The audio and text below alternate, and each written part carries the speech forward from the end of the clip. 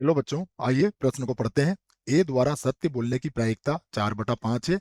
एक सिक्का उछाला जाता है तथा ए बताता है कि चित्त प्रदर्शित हुआ है। वास्तविक रूप में चित्त प्रकट होने की प्रायिकता है। विकल्प दिया है 4/5, दूसरा विकल्प 1/2 है, तीसरा विकल्प 1/5 है और चौथा विकल्प 2/5 है। इसमें से हमें सही विकल्प ढूंढना है। प्रश्न को हल करें उसके पहले मुख्य अवधारणा लिखते हैं। मुख्य अवधारणा में हम प्रश्न को हल करने की रूपरेखा पर विचार करेंगे। किस प्रकार से प्रश्न को हल किया जाएगा और प्रश्न के लिए आवश्यक सूत्र क्या होगा। यहाँ पर प्रश्न के लिए आवश्यक सूत्र है बेज प्रमेय। बेज प्रमेय का सूत्र हम यहाँ पर प्रयोग में लेके आएंगे। मैं उसे लिख देता हूँ, बेज प्रमेय, जो प्रतिलोम प्रायिकता के लिए हम प्रयोग में लेके आते हैं। इसका सूत्र होता है, हम इस प्रकार से लिख सकते हैं इसको, P ऑफ E1/A। ए के घटने के बाद E1 की प्रायिकता। इसका सूत्र कुछ इस प्रकार से बनेगा, E1 की प्रायिकता A/E1 की प्रायिकता और बटा फिर से आ जाएगा E1 की प्रायिकता गुणा A/E1 की प्रायिकता प्लस E2 की प्रायिकता गुणा P ऑफ A/E2 की प्रायिकता। और यदि और आगे हो तो इस प्रकार से इसको जोड़ के लिखा जा सकता है। यहाँ पर अगर E1 है तो देखो यहाँ पर E1 है, यदि यहाँ पर E2 आएगा तो दोनों ही जगह E2 भी आप कर सकते हो, बटे में वही संख्याएं रहेंगी। आइए अब हम प्रश्न को देखते हैं। सबसे पहले मैं मान लेता हूं, माना चित्त प्रदर्शित होना, चित्त प्रदर्शित प्रदर्शित होना होना घटना E1 है, E1 है, कॉमा पट प्रदर्शित होना, पट प्रदर्शित होना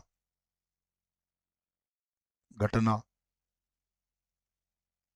घटना E2 है, E2 है, तथा तथा ए द्वारा सत्य बोलना, ए द्वारा ए द्वारा सत्य बोलना, या फिर यूं कह सकते हो कि ए द्वारा, इस प्रकार इसको लिख लो, ए द्वारा बोलना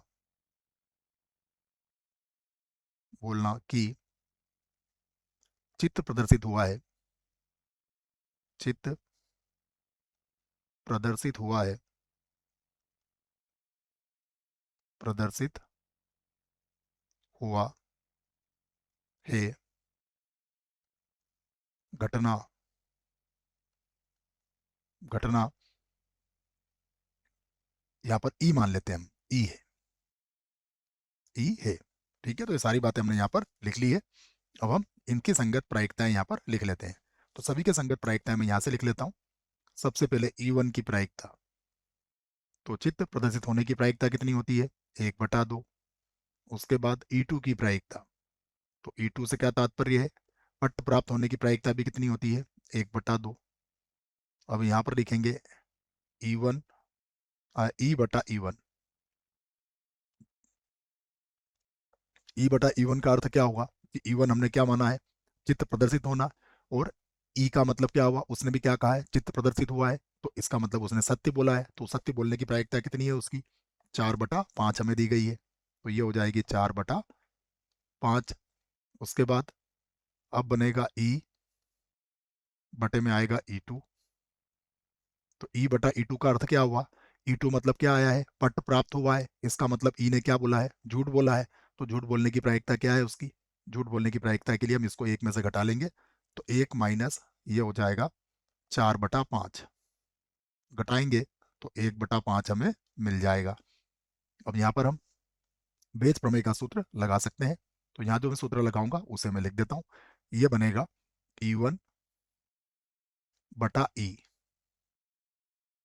E1/E को यदि पढ़ोगे तो E1 का अर्थ क्या हुआ, उसने सत्य बोला है कि चित्त प्रदर्शित हुआ है, और वास्तव में भी चित्त प्रदर्शित ही हुआ है। इसको आप इस प्रकार से लिखोगे। तो यहाँ पर इसके लिए सूत्र क्या बनेगा, ये बनेगा E1 गुणा ए बटा या ई बटा E1 की प्रायिकता, फिर बटे में भी इसी प्रकार लिखेंगे हम।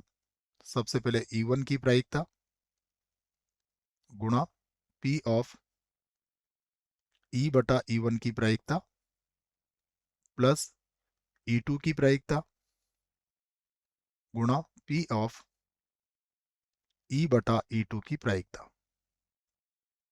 और ज्यादा होगा तो ज्यादा भी जोड़ लेंगे, अब यहाँ तो दो ही संभावनाएं थी। अब सभी के मान हम यहाँ पर रख सकते हैं, मैं सभी के मान आपको रख के बता देता हूँ। E1 कितना है, 1/2, तो ये हो गया 1/2। ई बटा E1 कितना है, 4/5, तो ये हो गया 4/5, लिख लिया हमने। उसके बाद पूरे के बटे में यहाँ से लिख देता हूँ मैं, यहाँ से हम बराबर का चिन्ह लगा लेते हैं और इसे यहाँ से हटा देते। बटे में भी वही आएगा, सबसे पहले तो 1/2 गुणा 4/5, फिर प्लस E2 कितना है, 1/2 और गुणा कितना आ जाएगा, 1/5। यदि हम देखें तो बटे में 2 गुणा 5 है, यहाँ भी 2 गुणा 5, 2 गुणा 5, तो इसका लघुत्तम लेके 2 गुणा 5 से 2 गुणा 5 तो कट जाएगा। ऊपर क्या बचेगा, 1 गुणा 4, केवल 4 बचेगा ऊपर, और बटे में यहाँ बचेगा 4 और यहाँ बचेगा प्लस का 1। हल करेंगे तो ये आ जाएगा 4 और बटे में आ जाएगा 5। इस 4 को एक बार वो लिखा जा सकता है इसे, तो ये हमारा उत्तर आ चुका है 4/5। ये प्रश्न के लिए उत्तर होगा। अब हम विकल्प देख लेते हैं 4/5 के लिए। तो विकल्प ए क्या होगा, सही विकल्प होगा। विकल्प बी, सी और डी गलत होंगे। आशा करते हैं बच्चों प्रश्न का उत्तर समझ में आया होगा। धन्यवाद।